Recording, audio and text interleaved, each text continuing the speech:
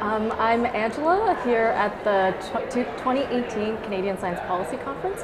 I'm sitting here today with Dr. April Killikelly, who is a scientific evaluator at the Public Health Agency of Canada in the Centre for Immunization and Respiratory Infectious Diseases. So thank you for joining us and welcome. Yeah, this is a pleasure. Thank you. I guess to start off, can you tell us a little bit about the work that you do at the Public Health Agency? Yeah. And also about your transition in your career from academia to government?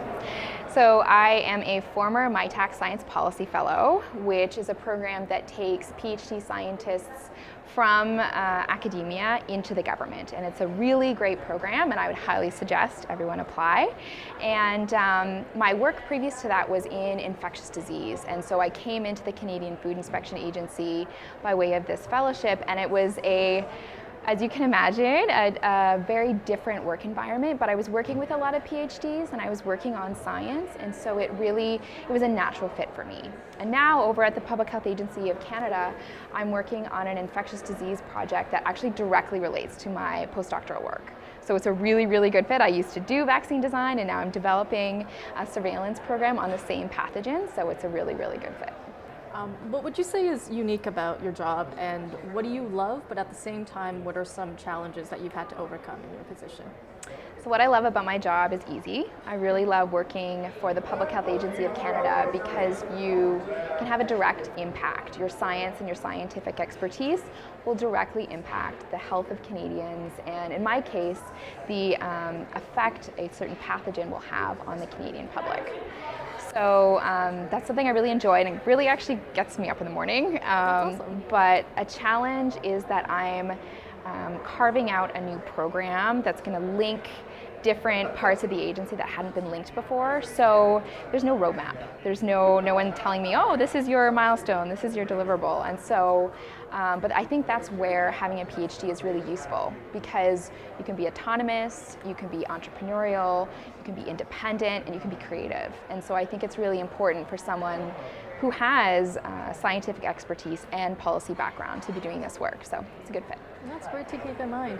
I understand that tomorrow you are organizing a panel session on, I believe, the public communication and engagement in the nuclear, climate, and artificial intelligence sectors. Mm-hmm. Without giving too much away, can you talk a little bit about your motivations behind organizing this panel, and also what are some issues that you wish to discuss?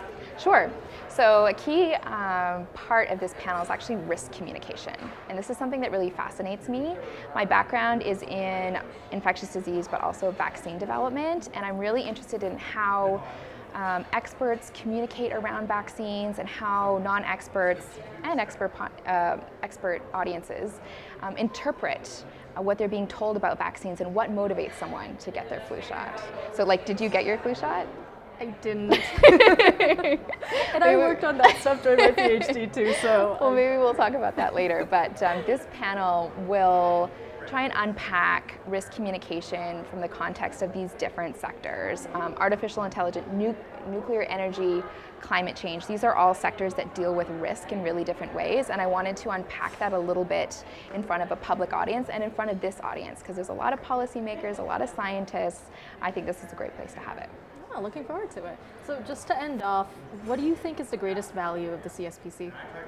Well, I think it's an obvious thing to say, but Canada's really big and it's really hard working in the federal system. It's really hard to have contact with the different regions, the different municipalities, the different players, particularly in the health policy field. And so CSPC is really the main place where people come together to talk about things, to have discussions in person that you might not feel comfortable having over email or teleconference.